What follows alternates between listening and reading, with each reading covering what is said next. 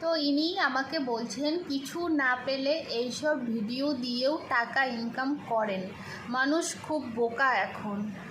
একটা কথা বলি, আমি একটা ভুল করেছি, মানে আমার সাথে আমার জীবনের সাথে যেটা ঘটে গেছে সেটা আমি আপনাদের সামনে শেয়ার করেছিলাম, যাতে আমার মতো ভুল আর দুটো মা যাতে না করে। দুটো কেন, একটা মাই যাতে না করে, কারণ একটা সন্তান হারানো যে কী কষ্ট সেটা একটা মাই জানে। তো আমি চাইছিলাম যে আমার মতো সেই কষ্টটা যাতে কেউ না পায়।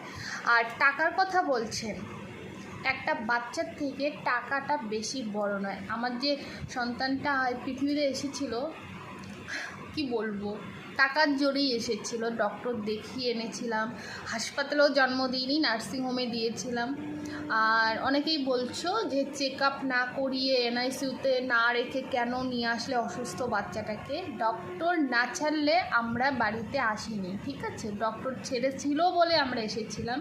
তো টাকা, একটা ভিডিও থেকে আপনারা কি ভাবছেন আমি অনেক টাকা ইনকাম করেছি? আদৌ কি আমি টাকা ইনকাম করেছি আপনারা জানেন?